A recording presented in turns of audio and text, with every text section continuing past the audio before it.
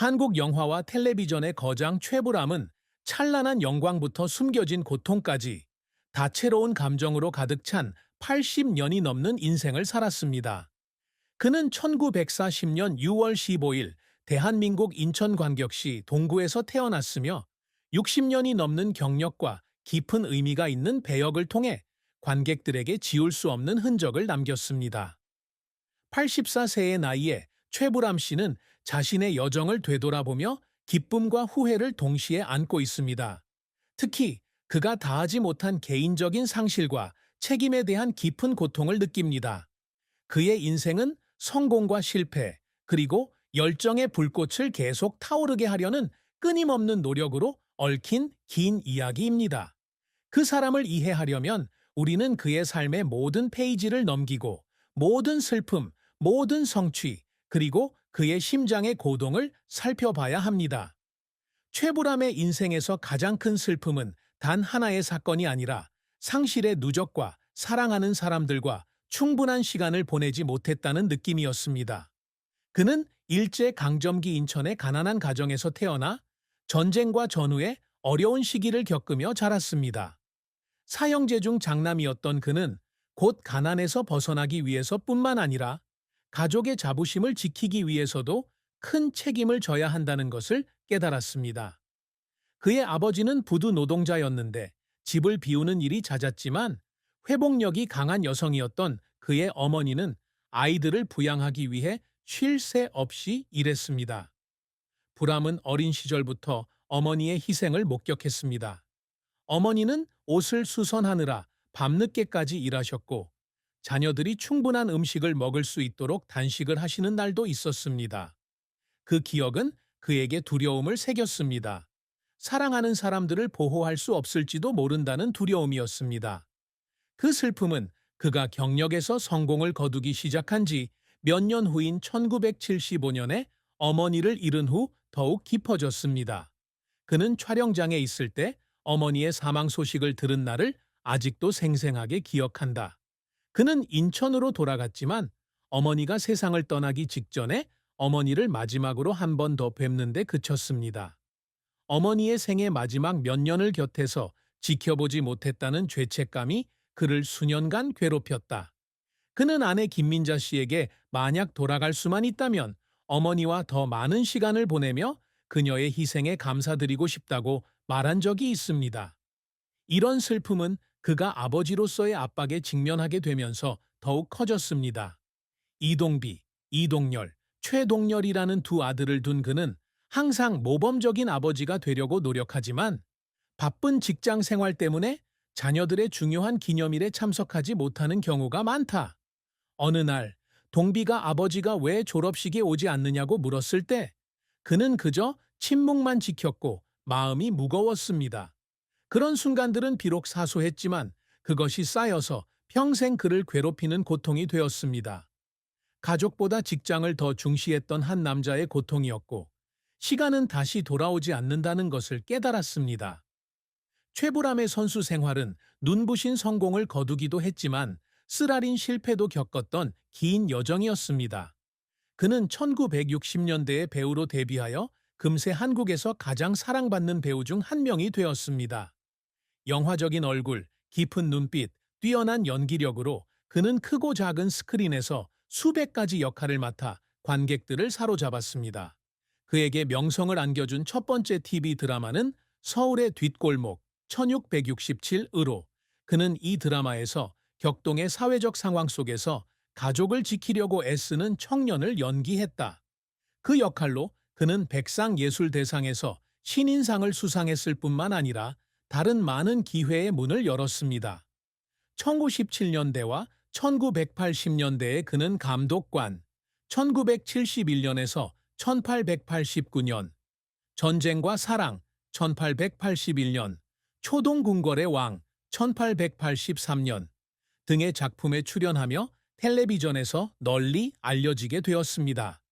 그의 경력에서 가장 기억에 남는 이정표 중 하나는 2001년 영화 천상의 집에서 아내가 죽은 후 자녀를 키우기 위해 모든 것을 희생하는 아버지 역을 맡은 것이었습니다. 감정과 진정성이 넘치는 그 역할은 비평가들의 찬사를 받았을 뿐만 아니라 수백만 시청자의 마음을 감동시켰습니다. KBS 연기대상에서 나무주연상을 받기 위해 무대에 섰을 때 그는 기쁨에 겨워 눈물을 흘렸을 뿐만 아니라 이 역할이 늘 노력했지만 실수를 피할 수 없었던 아버지 자신의 삶을 반영했기 때문이었다. 그는 각각의 역할이 자신을 발견하고 현실 생활에서는 말할 수 없는 말을 할 수 있는 기회라고 말한 적이 있다. 하지만 그의 경력이 항상 순탄했던 것은 아니다. 1980년대 후반, 그는 감독으로 활동하기로 결심하고 과거의 메아리라는 장편 영화에 투자했습니다. 전쟁 중 한 가족의 여정을 그린 이 영화는 그에게 획기적인 작품이 될 것으로 기대된다. 그러나 감독의 경험 부족과 배급 문제로 인해 영화는 흥행에 참패했다. 그는 돈을 잃었을 뿐만 아니라 언론으로부터도 엄청난 비난을 받았습니다. 어느 비 오는 밤, 그는 사무실에 혼자 앉아 자신의 프로젝트를 비판하는 기사를 보다가 얼굴을 가리고 울었습니다. 그 눈물은 단순히 재정적 실패 때문만은 아니었지만 영화를 통해 의미 있는 이야기를 전한다는 그의 꿈이 산산이 조각났다고 느꼈기 때문이기도 했습니다. 하지만 최불암은 그러한 실패에 자신을 내맡기지 않았습니다. 그는 일어나서 자신의 실수로부터 배우고 예술에 계속 기여했습니다. 2000년대에는 식객, 2008부터 웃어요 엄마, 2010까지 TV 드라마에 집중하며 냉정한 캐릭터부터 따뜻한 아버지 역할까지 다채로운 연기를 선보였다. 그는 또한 TV 동물 농장과 같은 리얼리티 TV쇼에 출연하여 동물에 대한 사랑과 자신의 삶에 대한 이야기를 공유했습니다. 그러한 공연은 노년 세대의 기억을 되살릴 뿐만 아니라 젊은 청중들에게도 그의 재능을 소개했습니다. 그는 촬영장에 서서 젊은 배우들이 자신에게서 배우는 모습을 지켜보면서 마음이 따뜻해지는 것을 느꼈다. 마치 그가 겪었던 모든 고난이 가치 있는 일이었던 것처럼. 최불암이 항상 이루고자 노력하는 업적은 명예나 상뿐만 아니라 의미 있는 유산을 남기는 것입니다. 그의 가장 큰 노력 중 하나는 자신의 연기와 인생 이야기를 통해 젊은 세대에게 영감을 주는 것입니다. 그는 대학과 지역 행사에서 정기적으로 강연을 하며 인천의 가난한 소년에서 존경받는 배우가 되기까지의 자신의 여정을 공유합니다. 그는 성공은 행운이 아니라 인내와 자신감에서 온다고 강조했습니다. 어느 날 한 학생이 그에게 절망적인 시기를 어떻게 극복하시나요? 라고 물었습니다. 그는 눈을 반짝이며 미소 지으며 대답했다. 아무리 작은 일이라도 계속 나아갈 이유를 찾으세요. 저에게는 가족과 시청자 여러분입니다. 그 말은 간단하지만 그의 회복력을 증명합니다. 그가 늘 목표로 삼았던 또 다른 성취는 좋은 아버지이자 남편이 되는 것이었습니다. 바쁜 직장 생활로 인해 매일 아이들과 함께 할 수는 없지만 그는 항상 동비와 동령과 가까운 관계를 유지하려고 노력한다. 그는 정기적으로 전화를 걸고 자녀들의 중요한 행사에 참석하고 아이들이 꿈을 좇도록 격려합니다. 동비가 예술 대신 사업가의 길을 택했을 때 그를 뒤에서 지지하고 조언하며 어려움을 극복하도록 격려한 사람은 바로 그였다. 대중에게는 알려지지 않았지만 그 순간은 그의 인생에서 가장 소중한 업적이었습니다. 그는 가족이 겪었던 어려움에도 불구하고 자녀들이 자신들은 무엇이든 이룰 수 있다고 믿으며 자라기를 바랐습니다.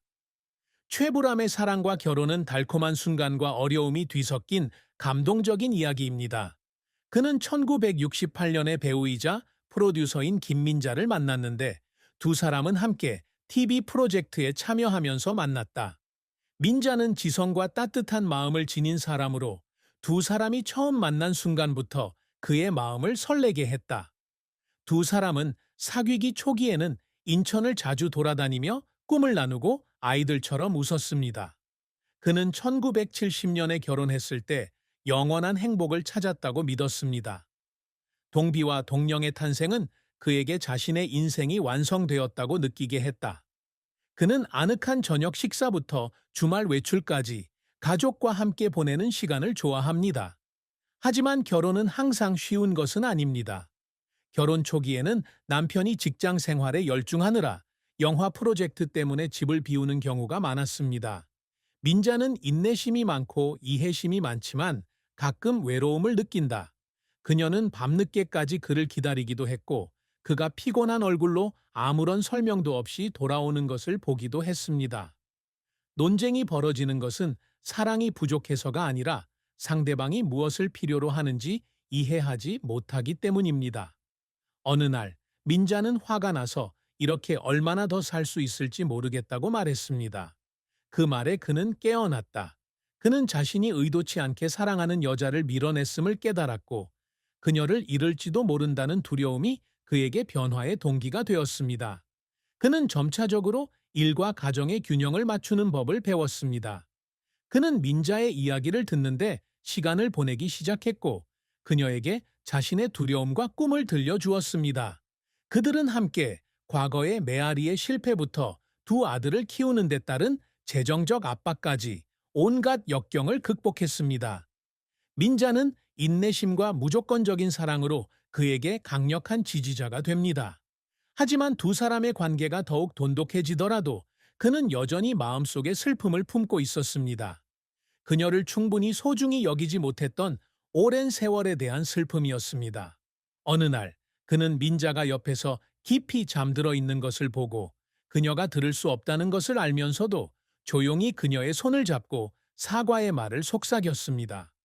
자산과 관련해 최불암의 자산에 대한 대중의 정보는 매우 제한적이다.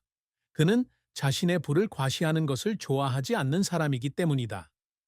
60년 이상 배우로 활동해온 그는 연기 활동, 광고 계약, TV 프로그램 출연 등을 통해 상당한 재산을 모았습니다.